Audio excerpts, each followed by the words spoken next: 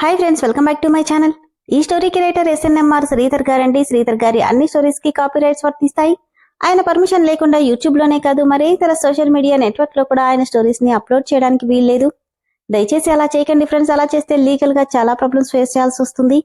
అలానే ఈ స్టోరీస్ చదువుతున్న వాళ్ళైనా వింటున్న వాళ్ళైనా మీరు మరే ఛానల్లోనైనా శ్రీధర్ గారి స్టోరీస్ ని చూసినట్లయితే వెంటనే నాకు కామెంట్ బాక్స్ లో మెసేజ్ చేయండి. ఇది పూర్తిగా రైటర్ శ్రీధర్ గారి ఛానల్ అండి.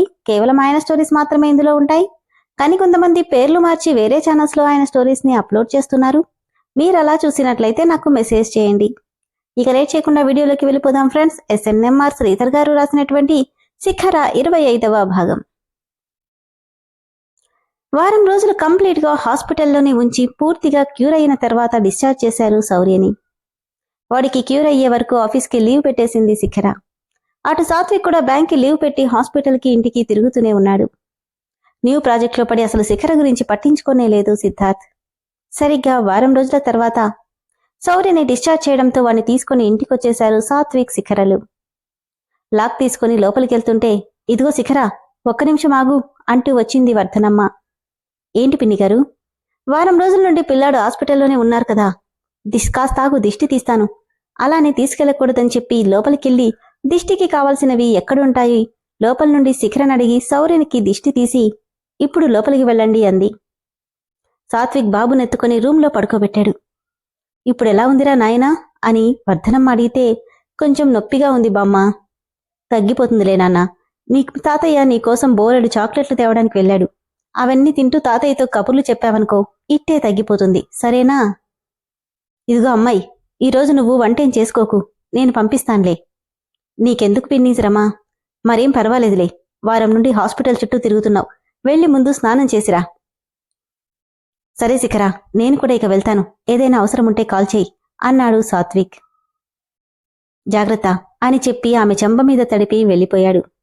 శిఖర స్నానానికి వెళ్తుంటే శౌర్యని జోకొడుతూ శిఖరా అని పిలిచింది వర్ధనమ్మ. ఏంటి పిన్ని? ఇలారా అనడంతో వచ్చి మోకాళ్ల మీద ఆవిడ ముందు కూర్చుంది. మీరిద్దరికీ ఒకరింటే ఒకరికి చాలా ఇష్టం కదా? ఇష్టం కాదు బామ్మ, ప్రాణం. ప్రాణమంత ప్రేమున్నప్పుడు ఇద్దరూ పెళ్లి చేసుకోవచ్చుగా శిఖరా అని అడిగింది వర్ధనమ్మ. పెళ్ళా?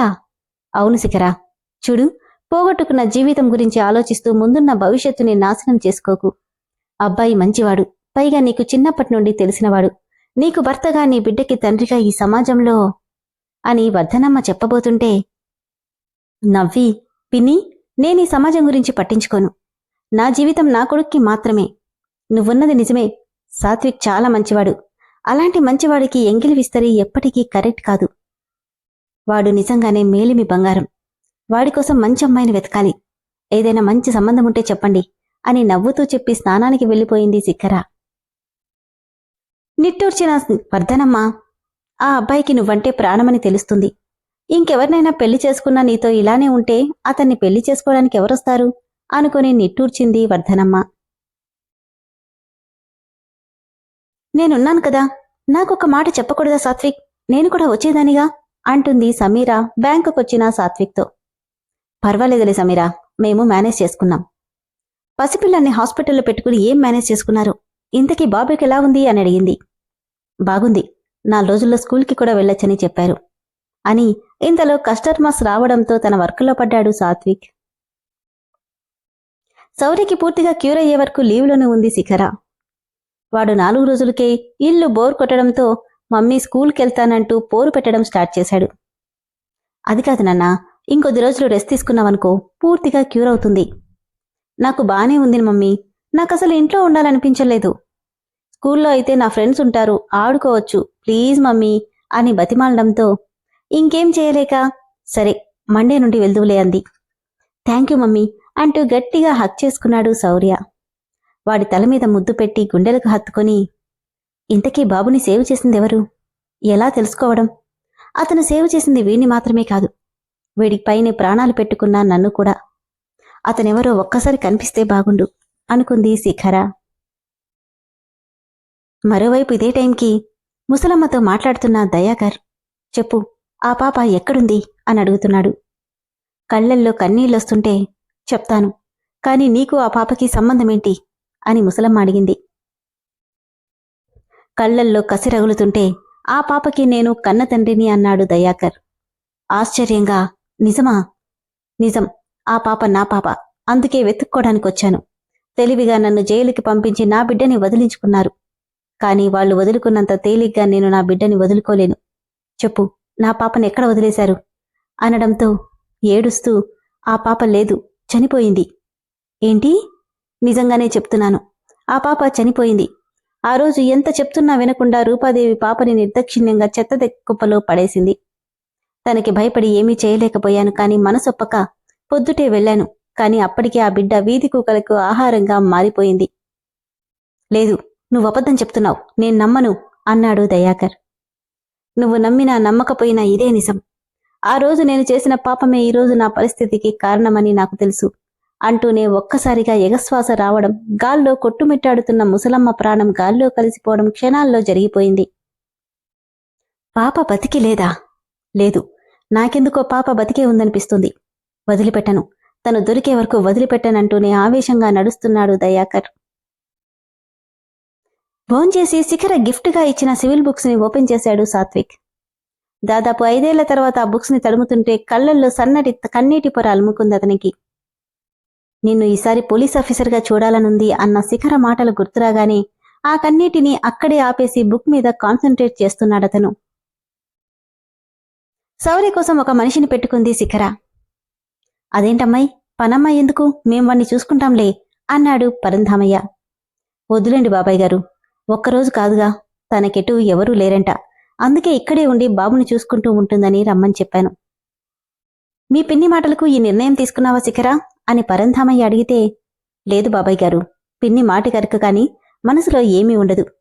నా విషయం నాకు బాగా తెలుసు. కాని దాన్ని ఆసరాగా తీసుకుని మీకు మాత్రం ఎన్ని రోజులు శ్రమ పెట్టాను? ఏదో ఒకటి ఆల్టర్నేట్గా చూసుకోవాలి కదా.